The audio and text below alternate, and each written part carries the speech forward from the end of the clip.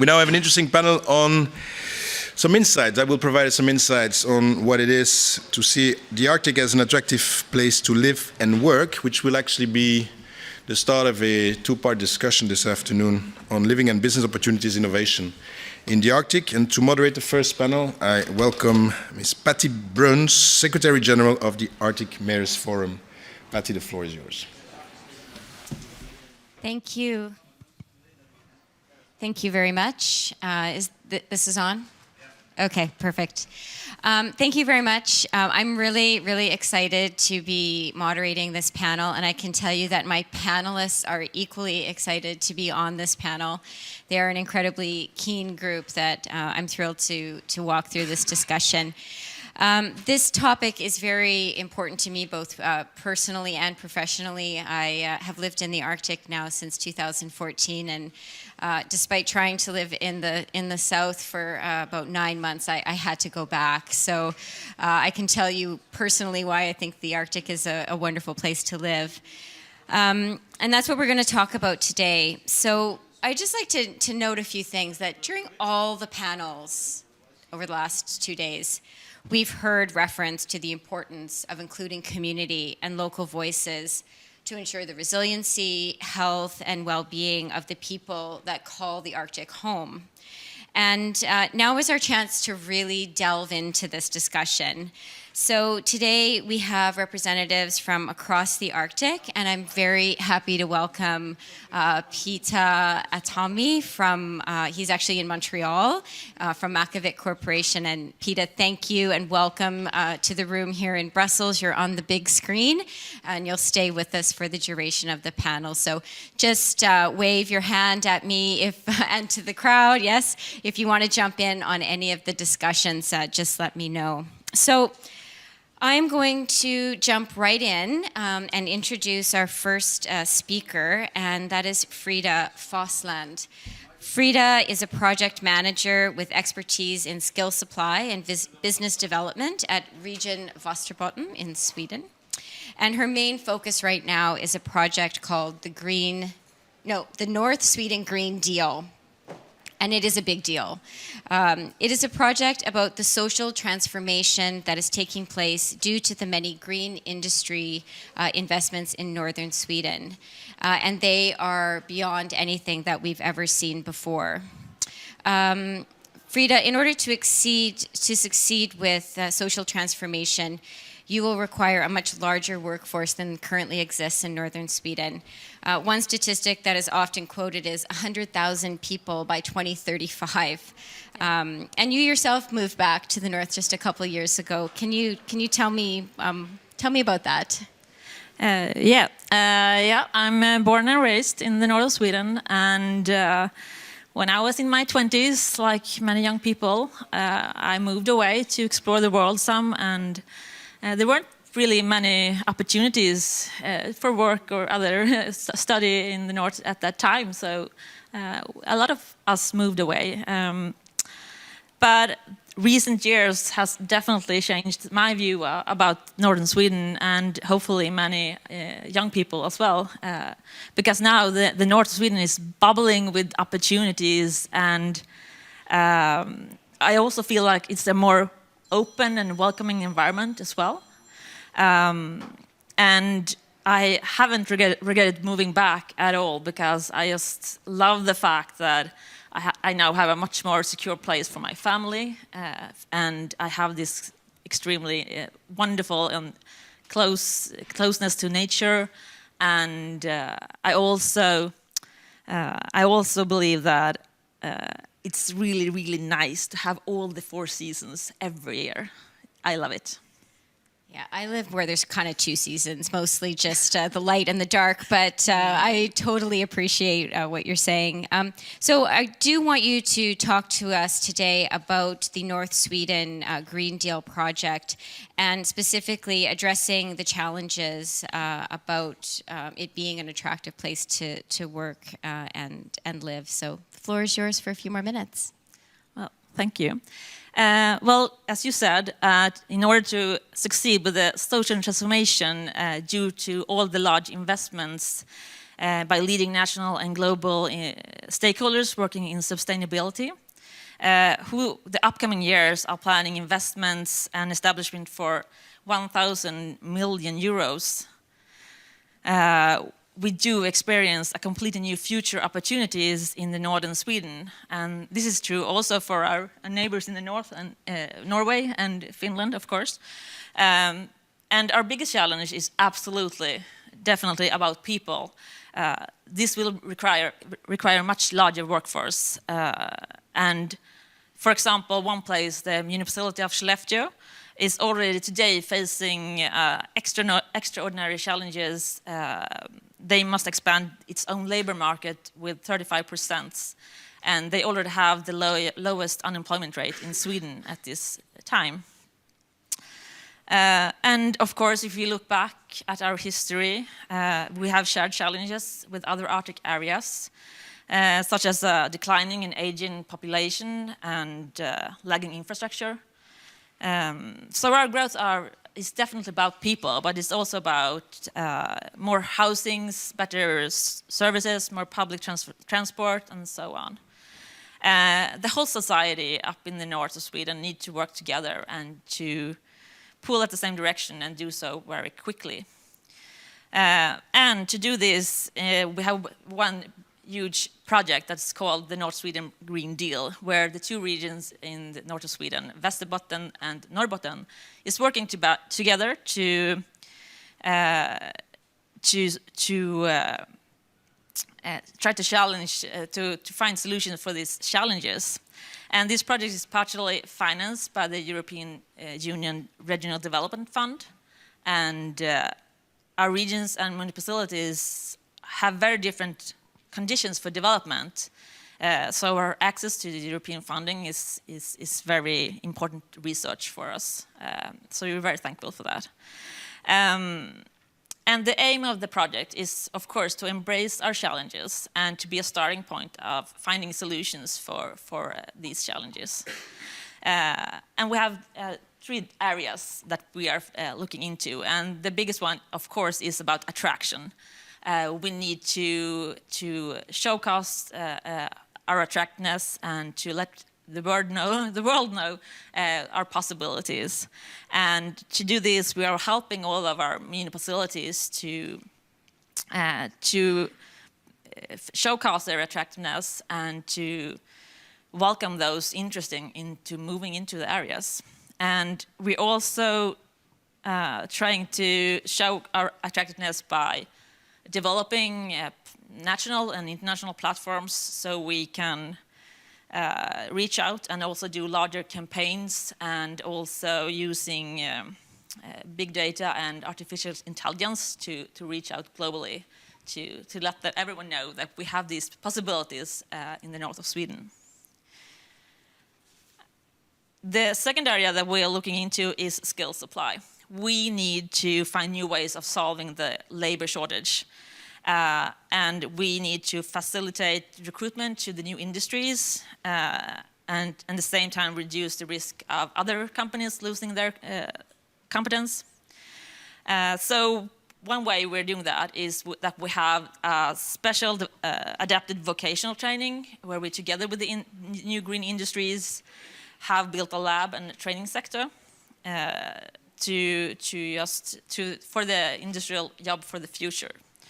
And we also, together with the University of Norrbotten, Luleå Technology University, we're looking into ways to better demonstrate job opportunities, but also life opportunities in the Arctic for the university students.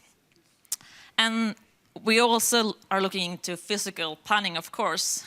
When new companies are settling down and we have to build new housings, we need to do that in a sustainable way.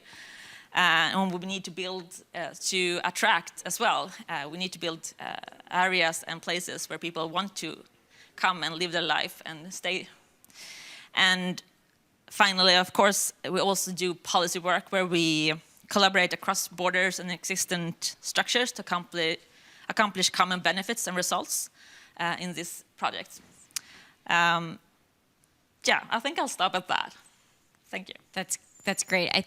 I think that you've really helped sketch out some of the complexities. And when we talk about including local communities and municipalities, it's not a throwaway. It's actually, there's a lot of work that has to go on there and a lot of collaboration and cooperation.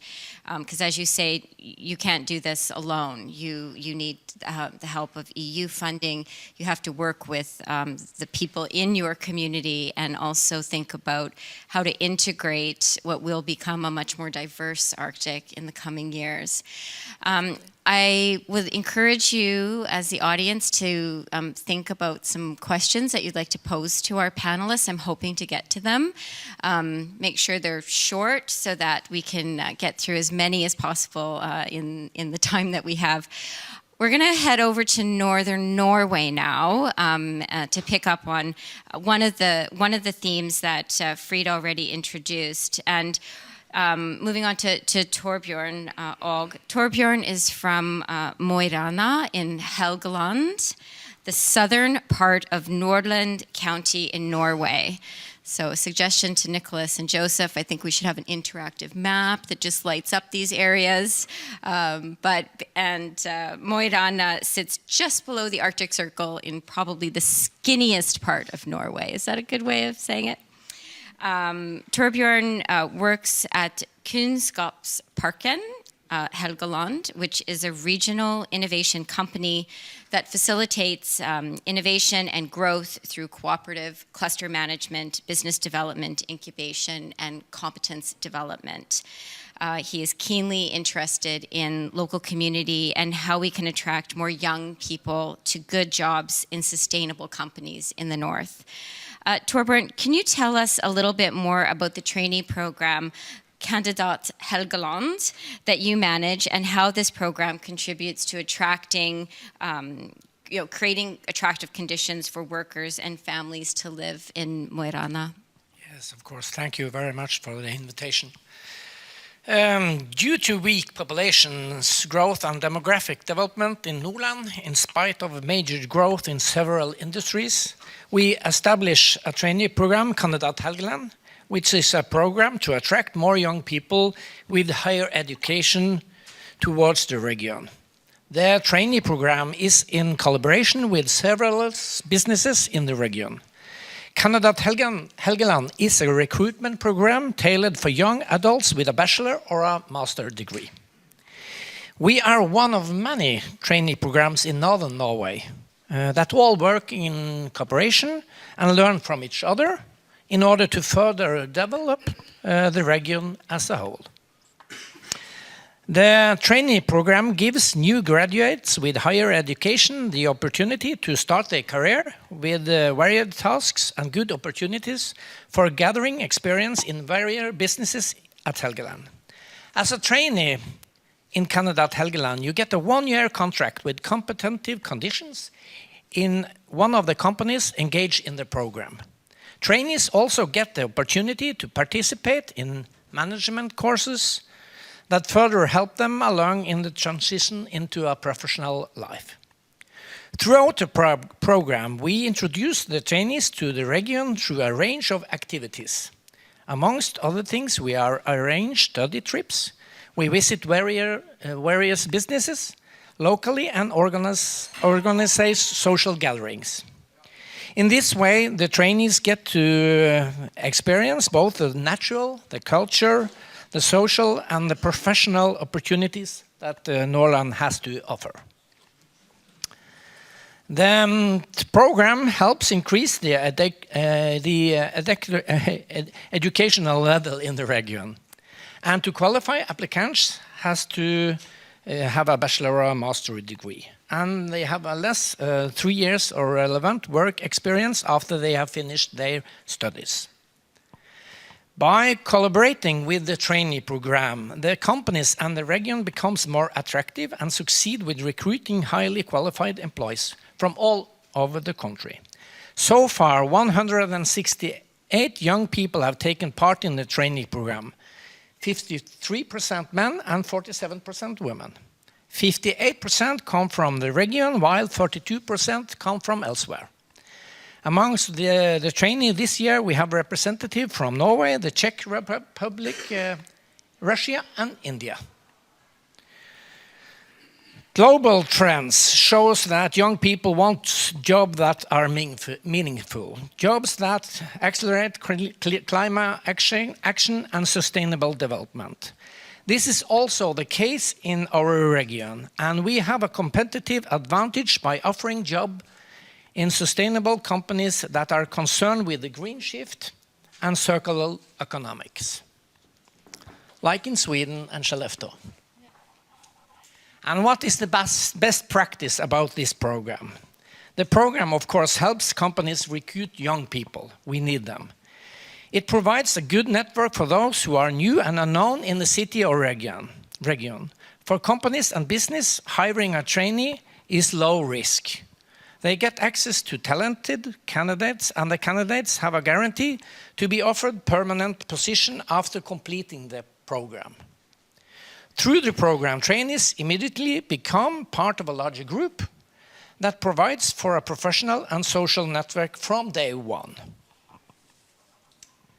Of course, many of our locals are incredibly proud to come from and live in the north of Norway. But we need to increase the attractiveness and facilitate social gatherings and leisure activities to ensure that young people become part of the local community. An exciting job is crucial for choosing a place to live, but people also need meaningful life after work. And we must therefore highlight the exciting career opportunities that are in our region, include the young in creating and engaging inclusive and forward-looking working life. And we must arrange for more places where people can meet and be creative together, where they can contribute to and become part of the local community, identity and history. Throughout our large-scale cooperative efforts across the region, we are able to reach a wider audience. By combining a diverse range of professional opportunities throughout the region, we reach out to more candidates than we would if we recruited separately. For many applicants and candidates, there may well be several suitable opportunities, and the more companies that are involved, the clearer the message becomes that Nordland has a diversity of workplace, businesses and other opportunities to offer. We offer the career opportunities that young adults want. Diversity in the labor market not only creates security for the employee, but there are often ripple effects because the young graduates we recruit know other young graduates who are going the same journey. Due to this imbalance in industrial growth and population numbers, it is not sufficient to only try to get back those who have grown up but later moved from the region. We must also attract people from other parts of Norway, from Europe, and from the world. We need them. Thank you so much, and I think it's interesting that a lot of the things that you mentioned our younger Arctic leaders on the panel were nodding, and that's this theme of having meaningful lives, both at work and away from work. And I have visited Márjá, and I have to say that it's actually a really interesting example of not only circular economy, but how the pride of the community really shows through in the rebuilding of a very vibrant town center that's based on people moving around by foot rather than by car, and also a lot more sort of integrated neighborhoods that include businesses and schools and a real sense of community. So I encourage you to visit Márjá, and they are incredibly proud. So if you meet somebody from Mo, just ask them about it and they will tell you the whole story. So thank you for that. We're going to move on to our next panelist, Anja, Márjá, Nystø, Keskitalo. And Anja already agreed that she was going to say the name of where she's from in Saami. I was going to try, but My Saami's not as good as my Norwegian, which is also really bad. But Anja is from Kautokeino, which is... One more. And she has a master's in geography from the Norwegian University of Science and Technology. Anja has worked as a trainee in the project Filling the EU Saami knowledge gap, run by the Saami Council, and she now works with them as an advisor in the EU unit, focusing particularly on youth and research-related topics. She lives in Brussels, but intends to return to work and live in northern Norway. Anja, tell us, from your perspective, what important elements need to be taken into consideration when talking about the Arctic as an attractive place to work and live? Yes, what a baby. Good afternoon, everyone. So there are many things I could have said about this topic. I especially liked what DG Mare Director General Shalina Vicheva said yesterday about not only about working and living in the Arctic, but the importance of thriving in the Arctic. So that is what I want to focus on. So the Arctic is full of resources and possibilities. And I'm not talking about the minerals that happen to be there or the potential of renewables. I'm talking about people, human resources. So when we are talking about the Arctic as an attractive place to live, I think our first focus must be on the people who already live in the Arctic. And I've tried to summarize my ideas into 3 main points. So first, for a thriving Arctic, we need to embrace culture. So you already mentioned this, but people cannot just work. What we are doing after school, after work, is very important for thriving. And we need to invest in things such as the art and cultural fields, creative businesses, festivals, sports, handicraft, sustainable tourism, sustainable food production, small niche businesses. There needs to be places where people can meet and connect, and culture is what makes vibrant communities. And we have to embrace it and facilitate it all we can. Second, embracing nature.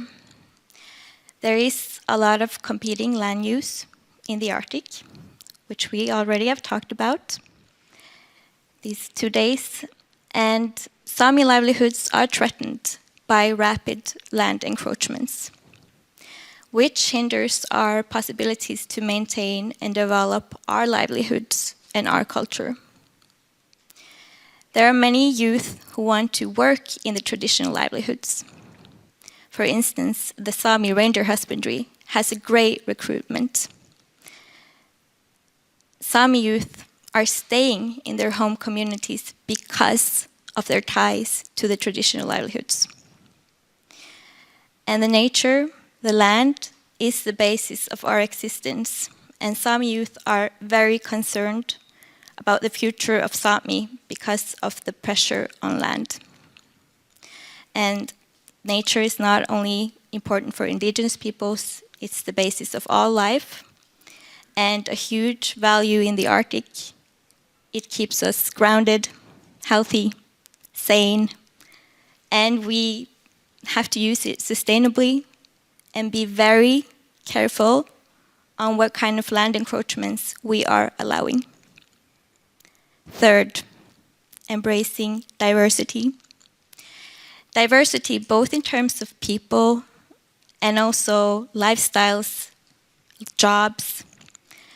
I think that what we will live off in the future Arctic is a combination of many things. For people to stay in the Arctic, they must feel sense of belonging, that their background, their culture has a value, that they have a voice, that they are heard. And we need to fight prejudices, discrimination, racism, polarization, misinformation. We need to respect that there are different ways of seeing development and growth, and that all peoples have the right to development on their own terms. So, for a thriving Arctic, we need to embrace culture, nature, and diversity. Kiitos. Thank you very much, Anja. Those are three very good, clear, and I think a very succinct way of thinking about this topic. So I welcome the framework for discussion. I'm going to turn our attention now to the screen. Little throwback to our COVID days where we did all of our meetings online. Remember those days? So welcome to you, Pita. Can you hear us?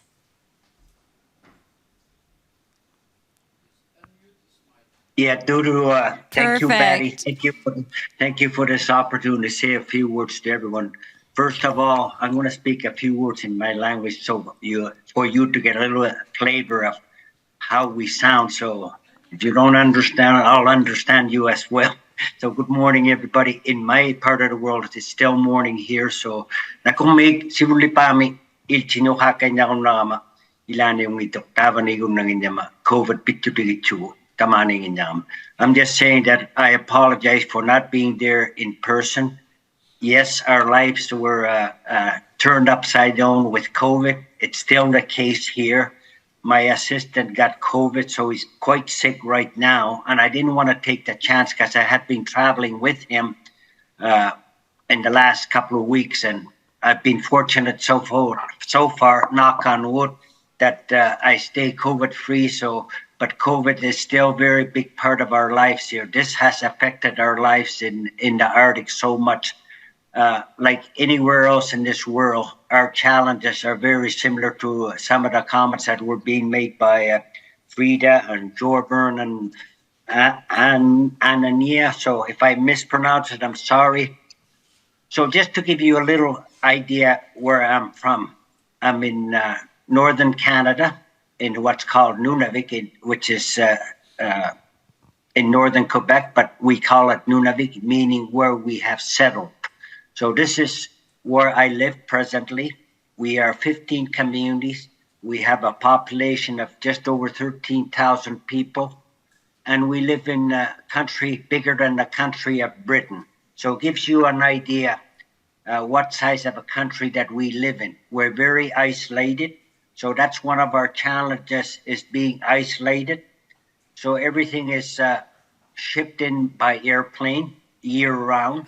Without the airplane, our lifeline would basically stop. The airplane, as I used to say, is my taxi, is my bus, is my medevac airplane, is my medevac or my ambulance. So we don't have any major hospitals in the region.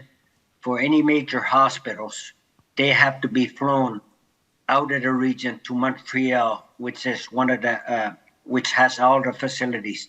So our challenges are very similar. Attracting skilled workers has been a challenge in all across Canada. Canada, for example, is looking for 1 million people to work in different fields of that you need, whether it's construction workers, nurses. So this has affected us even more so because people tend to stay home more because of COVID, because of what we went through. People got used to staying home, and people are still staying at home. So it's been a challenge in attracting skilled workforce. Unfortunately, if I can say so, in the last 60 odd years, we started only recently settling in communities. We were very nomadic 60 years ago, and we were sometimes relocated by governments at the time. Our youth were sent to residential school, and the dogs were slaughtered. So the turmoil that Inuit have gone through in some cases has carried over to the next generation. So that's one of the challenges, trying to overcome the trauma that Inuit were forced to go through by governments in the past. So we are slowly getting there, but we still don't have doctors per se that are Inuit, CAs that are certified accountants, as an example. So what we're trying to do right now is to overcome these challenges, because these challenges that even though we might come up with a very attractive salary, people tend to not want to go to an isolated community. It's hard to be in an isolated community because once you land in the community, there's no way out unless you want to walk 1,000 miles out of my community. But that's the only way out of the region, as I stated earlier. So this challenge has been one of the biggest obstacles is having no road connections out of the region. So, but at the same time, we've worked very closely with governments. And one thing that we do, since we have a very young population in Nunavik, 60% are under the age of 25. So it tells you that it's a very young population. Our demographics are very different from the rest of the province. We have a young population growing very fast. Our lives are very, very different from the south because of our isolation. But we are getting people from the south to come and work in the region.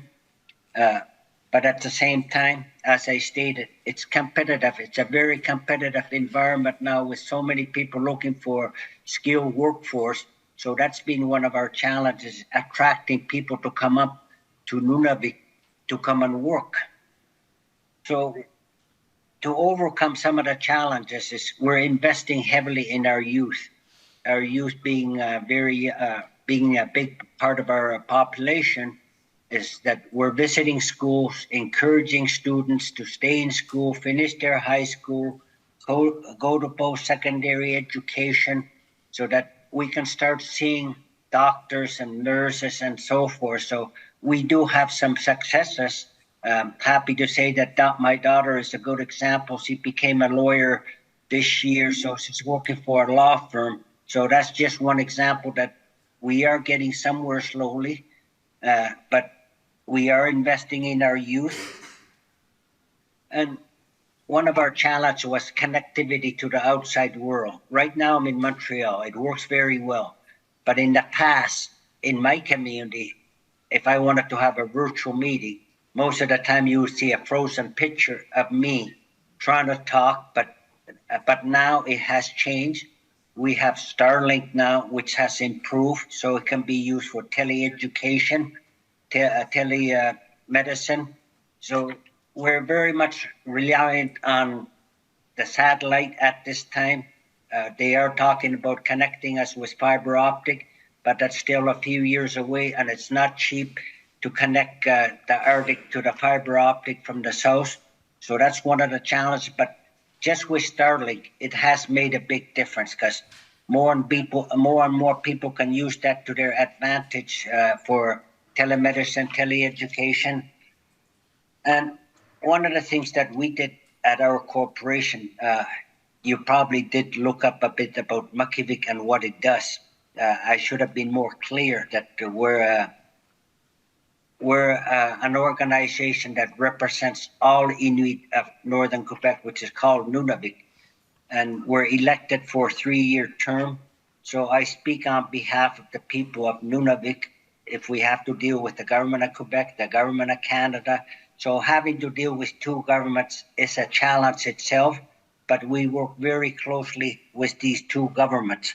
So, and at the same time, last year, we made the youth to have a voting seat at the Makivik Board of Directors. There were 21 Board of Directors.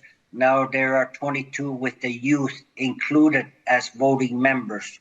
So we've come a long ways in a short period of time. As I used to tell people, I've come 60 years ago, basically the ice age to the technological age that we are in today. And we've tried to adapt very well. Our young people are adapting more. The older generation that didn't have these kind of technology are still learning, and some are starting to take advantage of this new technology.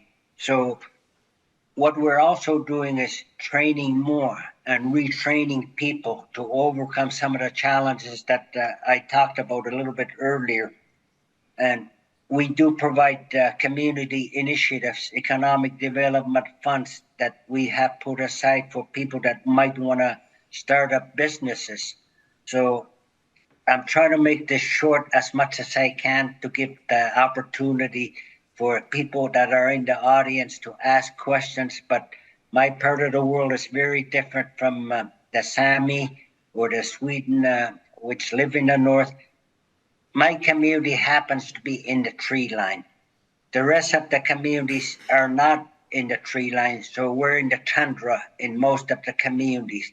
So just to give you, it's not just rock and snow, but it is our home. It is one of the most attractive places for you to be able to ever visit. If you ever come part of Canada, come and visit our beautiful country. So thank you for the opportunity, because why I'm trying to make this short is because I have another meeting at 11, and I want the audience, if they have a question for me, to be able to answer me some questions. So I hope I was clear, Patti.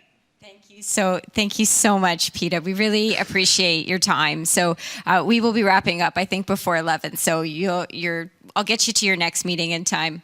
I think what's really important is that you bring up another theme that has come up in the symposium, and that is that the Arctic regions are different, and the challenges in Canada and in the North American Arctic are very different than those in the European Arctic. I really like this juxtaposition that you sort of put forward very clearly, that isolation and is a challenge, but that it's being overcome with technology. So it's not about a clash or a paradox. It's about actually working things together. So thank you for that. I'm going to come back into the room now, but Pita will stay on the screen.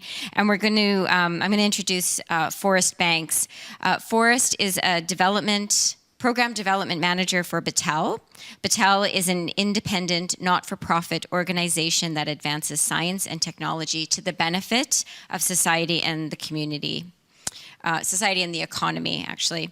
Forrest has been supporting a holistic approach to scientific research for 2 decades, primarily in very remote locations around the world. He has a strong focus on community collaboration, Indigenous culture and inclusion, workforce development, and STEM education. Forrest, I'm keen to hear from you your reflections on the conversation so far, and also to hear views on what attractiveness means in an Arctic context for you, and what are some best practices that you think we should keep in mind moving forward? Thank you for having me. This is on, right? Everybody? Cool. First of all, it's not on? Hello?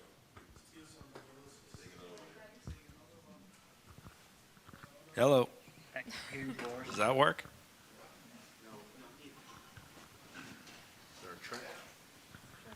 Now there is? And we're good?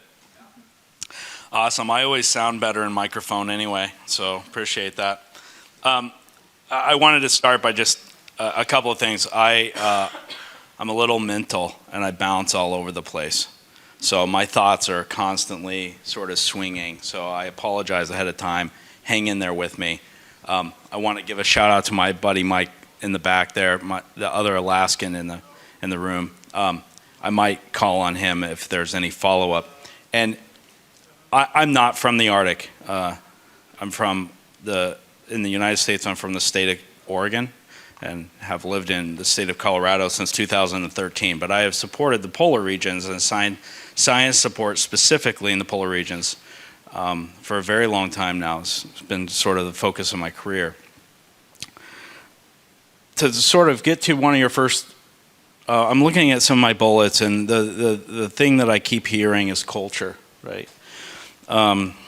Diversity. I'm going to add the word patience, and I'm going to add the word frustration as well. When I think of culture, I think of the community's culture, and how our staff that travel from, say, the lower 48 up into the Arctic to work need to have a better understanding of the culture of the regions that they're supporting and where they're trying to build workforce and capabilities and small business utilization. And there's a lot of frustration that happens because they're not used to the culture and of the Arctic, and each community is very different, right? And that's where the patience comes in, and a lack of patience leads to this frustration, and that's that can be really painful, especially for local communities, because you get a worker and they say, you know what, I'm out of here, like I'm not going to be, talked to like that, but my frustration is that you were hunting today instead of showing up for work, and not understanding that culture and the importance of it, seasons, the mindset going into the year and the different seasons and the different schedules and that the community has, that's a failure on our part. So to kind of get into that is and when I say we, I'm talking about the company I work for and the community that I support. When we start thinking about capacity building and supporting science and these other capabilities that we try to bring up north, we've decided that all of our staff have to go through a cultural training for each region that's specific. So we're currently building this. We've failed in the past to where we haven't done this before. And so this is new in the last couple of years. And so we're starting in the north of Alaska and focused really on educating our staff prior to going up there so that they can better respect the community. They can feel included and educated on what's going on, and then most importantly, they can have that patience that's needed as people learn and develop new skills, especially around science support. Another program that we've put our staff through or are starting to are these immersive trainings in Alaska that are put on. This one I'm thinking of is put on in Anchorage, and it's which is not the Arctic, right? So, right, Mike? We wouldn't want to go there. But that training is focused on understanding the racism that's happened from folks like myself going up into the north to work. The lack of cultural understanding, the disrespect, abuse, really heavy subjects, right? The ones that make us uncomfortable to talk about. And we want to teach our workforce that they need to talk about it, they need to understand it, so that they can change that dynamic, if not for all of the Arctic, at least for themselves and the communities that they're working in. So this includes, I'm reading all of these bullets, right, that I've got, and we all made our notes. Man, culture is just repeated. So I'm going to talk about, community-specific internships, right? Pulling students out of the local tribal schools. There's one in Makivik, Alaska, which is one of the only ones, if not the only one in Alaska, and we have a couple of large programs up there for the National Science Foundation, and we have this last year our first students coming out of the university to help support science and teach them not only from the science standpoint, so you're building the scientific community's workforce with traditional knowledge sharing and bringing in local experts, right, and into the sciences as a potential career path, but also from a supporting role, and supporting the science. Teaching a plumber that they can actually support science. That they don't have to just do residential plumbing. Not that there's anything wrong with that, but that there are other opportunities for them, right? Carpenters, electrical, or any kind of trades, but also these students that want to get into the sciences. And maybe the community hasn't been as supportive of that because they pay a ton of money to somebody to drive rock around in a dump truck, or to to work in the North Slope of Alaska, fish and wildlife, or at the airport, or the municipality works. And so how do you part of our goal, I guess, is how to, and I'm asking the audience this too, because I want you to think about this. How do you work with your team members and your community to help them understand that there are other avenues that they can take that can grow our workforce when it comes to scientific support?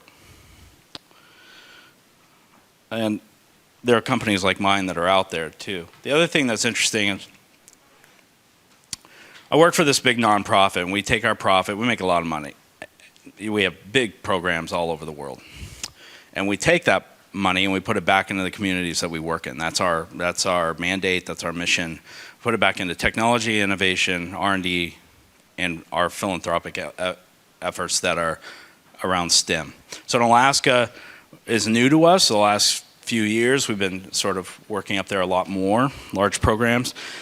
We've been investing in our schools and remote community education for students K through 8, so primary school through, or not 8, that's very young, through high school, right? And so instead of just focused on college, we're starting at a really young age by getting money into the hands of teachers that don't have those resources, and into the homeschooled students in really remote, isolated locations that don't have access to computers or remote sensing devices. We send out software developers to teach coding to young students. So this last year we sponsored 12,000 students in Alaska in 36 different communities.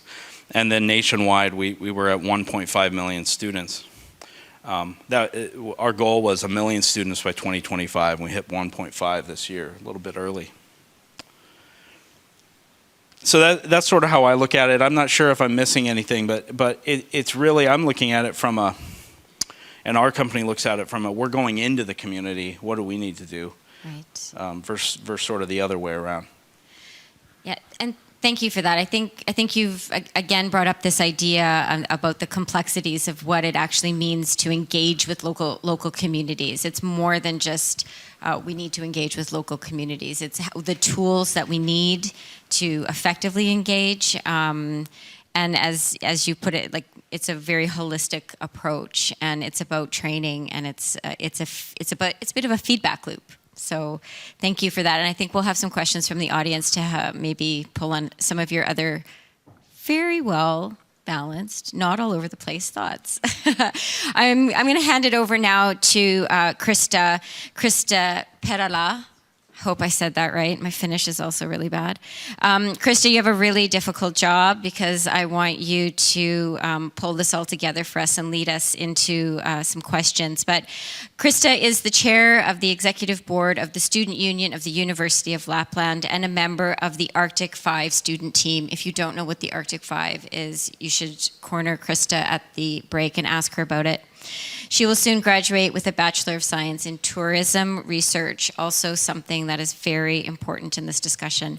Krista is active student advocate focusing on themes like educational and social politics and municipal affairs.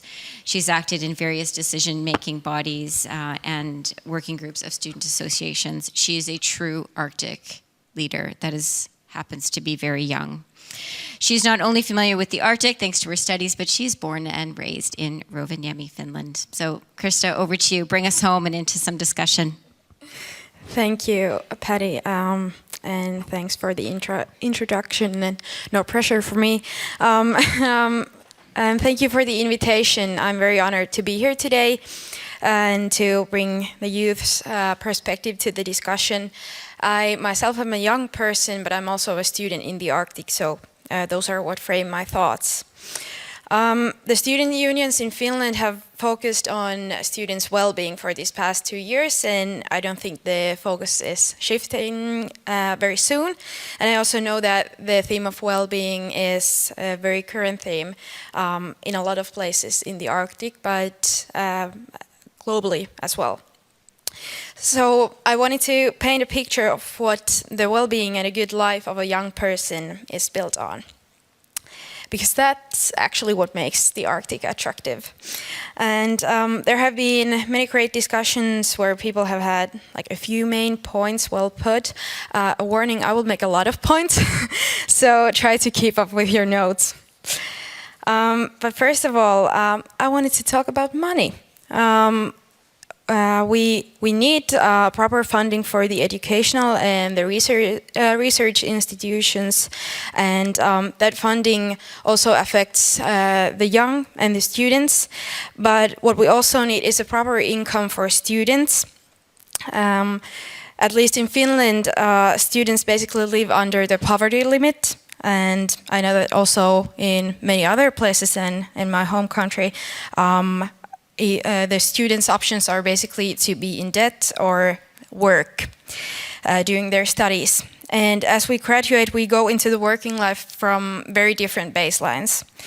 If one's able and willing to work during their studies, I think that's great, and there should be a possibility for that. But if one's not, the option is to be in debt or basically be forced to work, and then they might burn out. So we need a secure income and support for our youth and students, whether they're natives or international. Then we're also talking about working, so I wanted to bring out the perspective of jobs. So of course we need job opportunities in the Arctic to secure our trust in our future there. And we need to enable a smooth transition from studies to the working life, and we've had great examples, great concrete ways to actually do that. But we also need communication between the universities, municipalities and business, because that's how we build the opportunities, and that's how we know what the youth need, but also what the Arctic needs. And that's how we can help the youth to find jobs to match the degree that we study, and also to find a job that's meaningful, as was mentioned earlier. And then finally, I wanted to go a bit more into detail on the aspect of well-being. And first I wanted to talk about welcoming environment. And I wanted to give you a couple of examples on equality and acceptance. And on equality, I wanted to use the example of gender equality, on which we still have quite a lot to work on. The gender equality between men and women, but also with minorities. Was it gender or sexual minorities that we're talking about? I want to ask you a question to wonder and keep with you later when you go home. Do you think that the Arctic is actually welcoming to minorities? And the perspective of acceptance, I wanted to use an example of the ability to participate and affect. We need a true will to hear and listen to the youth, and concrete ways to that as well. And also solutions to minimize hate speech, as it can be a huge limitation to our participation. Then there has been a lot of thoughts and facts on sustainability, and that's also something that that improves our well-being. And in my tourism research studies, we focus on, I'm dropping my stuff, but we focus on different dimensions of responsibility and sustainability. And I wanted to remind you about the different dimensions. And in my field, we divide it into social, cultural, economic, ecological, and political responsibility. So when we're working on sustainability, we need to take into account that there's not only one dimension of sustainability. And by enhancing the sustainability, we also enhance the safety in the Arctic. I was in Tromsø, Norway, this spring in an Arctic 5 event, and at a dinner table we were talking about politics, of course, and we were talking about how how it is, and it has been for a long time, important for Norway to keep the northern part of the country lively and keep it alive, and to show that it's an important area as well, and it's also a question of safety. And this is a good point to bring Ukraine to the conversation. Of course, the situation there has got us worried about our peers, but also raised the question of whether it's safe in our home in the Arctic.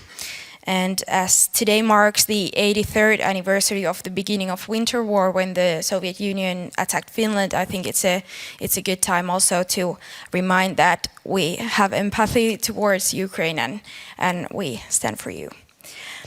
And finally, before going into our discussion, I wanted to go back to the theme of balance that also was mentioned earlier. We need work and study possibilities, but also leisure. And we need build possibilities for that, but also time for it. Youth cannot be put into a pressure cooker to get the most out of us so that we're broken before we even graduate. We need time and space to grow, and we need a good environment for that. So we're able to participate in the change. So please help us to build that good basis. As we're young and as we study, we have the opportunity to try new things and to find ourselves, and I hope for more time and space for that. Thank you. Thank you, and thanks to all of our panelists. I think it's really clear that everyone brings a lot of heart and energy to this topic, and this is actually the heart of the Arctic. These are the local people who live and work and want culture and raising their children and in the Arctic, and you know. It is a wonderful place. So I want to open the floor to questions. Please form your statement in a question and tell us who you are, and if you want to hear from one particular person on the panel. Remember, Pita is still here with us as well. So hands up for questions. In the back, I see a hand up. Yep, grab your mic, push the talk button. I'm Nafisa Yasmin, and I'm the lead of EU-Arctic thematic network on Arctic migration. So as this panel is discussing about attracting, Arctic as an attractive place to live and work. So attractive place for whom? Because as we are shrinking, like Arctic cities are shrinking. Some cities are shrinking. On the other hand, some are getting bigger. So I think that people are moving from Arctic, and youngsters are moving towards facilities, and where there are more opportunities of job and also education and facilities of quality lives. So as we are shrinking, so we need to actually, in some places, we are talking about migration and migrant. We need people inside the country who can also attract, and also people from outside the region. So we are talking about highly skilled immigrant and also talking about culture, diversity, and other issues. But my questions to the panelists that this is a big problem in at least EU Arctic countries, that some cities and also countries are getting bigger. And on the other hand, some cities are getting smaller, and they are competing with each other. Like Norway, Sweden, and northern part of Finland, Norway, Sweden, they are competing that who can get more to attract people to this region.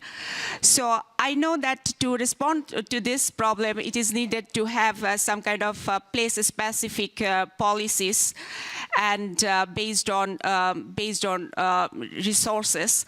But do you think that we can have also some comprehensive policies to control this shrinkage in this land in the Arctic region? So your question is there a need for a comprehensive policy to battle out migration? Well, thank you. This is a topic that we have a lot, and when we meet with our northern neighbors, Norway and Finland, we always say that we need to work together to attract together, and we don't want to cannibalize competence from each other.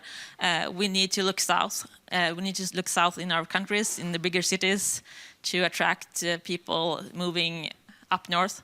And we also need to look internationally to attract, to showcase ourselves and get people moving from other countries to the upper north of Sweden, Finland, and Norway. But we do have this conversation, don't we, Torbjørn? Okay, can you hear me? Yeah. Yes. I think we're not competitive konkurrere med competitors with Sweden or Denmark. We are competitive with New York and Amsterdam and Brussels and Berlin. We need a lot of people from Europe looking far up north to see the opportunities that is in our businesses. Freyr is a big company building a battery fabric in Márjá at this time. They want 1,500 employees, and they can't recruit them from Oslo and not in Skellefteå. We need to see out in the world where can they be, and we're looking for everyone. And this training program is for the youth from different part of Norway and from different part of Europe. And of course, language in Norway is a big deal because of the main businesses uses Norwegian as the main language. But in Freyr, they have make a decision that the English is the language. And of course, the government in Norway and the social community had to make their information what's important when you arrive to a new place, so you can find the information in English and in the language that you can understand. Most of the critical information in the government, the first side is in English, but when you click on the next one, you're in the Norwegian language. So this we have to change. Krista, you want to jump in? Yes, thank you. Can you hear me? Yes, great. Thank you. I wanted to share some thoughts as well. I recognize this challenge as I'm from the University of Lapland in Finland, and we recognize this a problem as the students tend to leave during the summer breaks or the Christmas breaks back to their hometowns or other parts of the other southern parts of the Finland, and also during the breaks, but also when they get closer to graduation. And one of the reasons is that the jobs don't match the degree, or there are not enough of those jobs. So on that matter, I want to stress the importance of the communication between the regional organizations. And another point, I must admit I am not familiar with other countries' university funding models, but I am quite familiar with the Finnish one.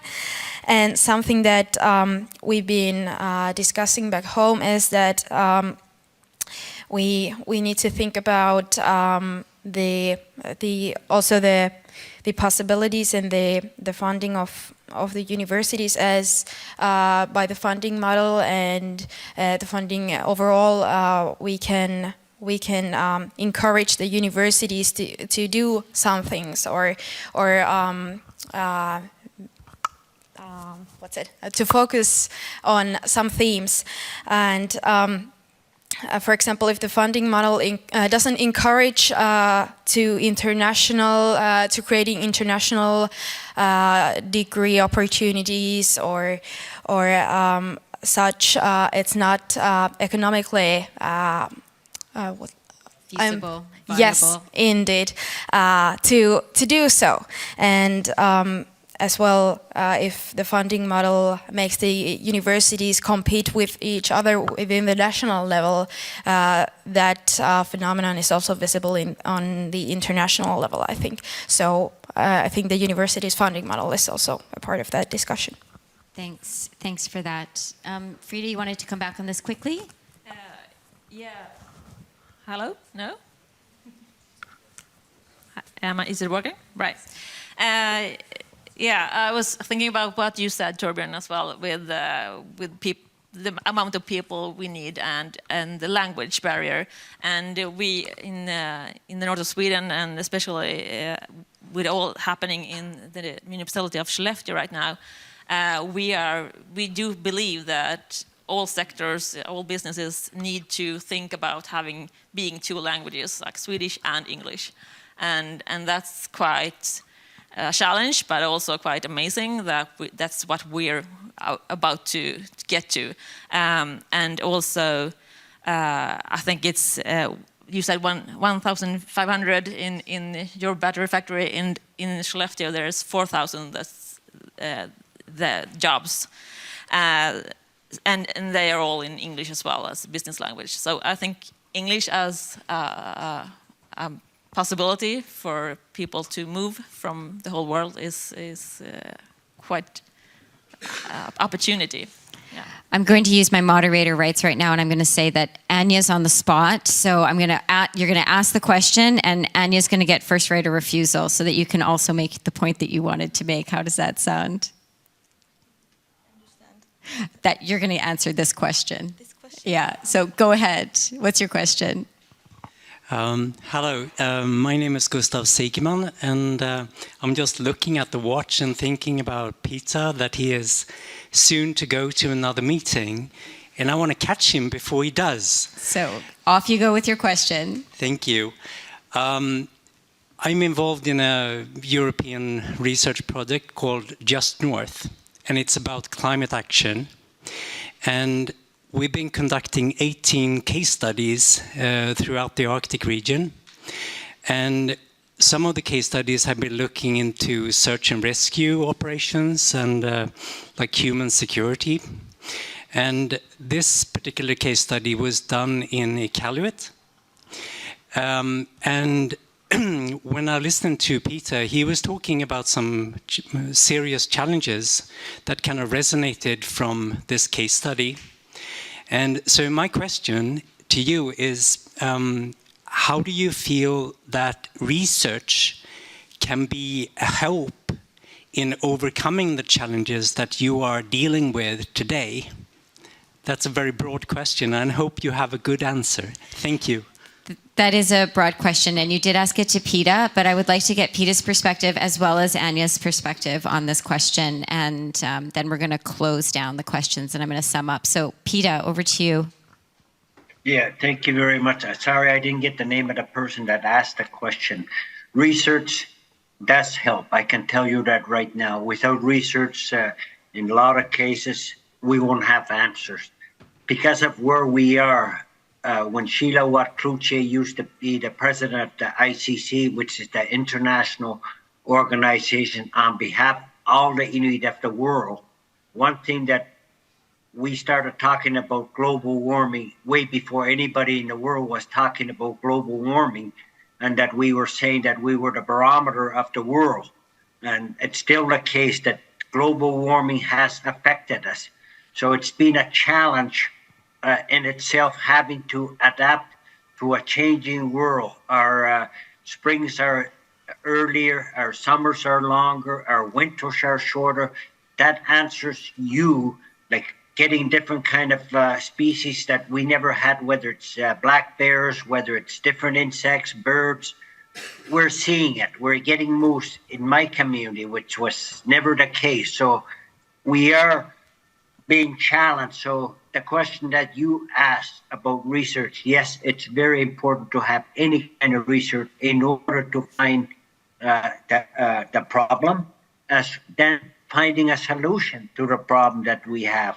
So we work very closely with different research groups. We also have a research center in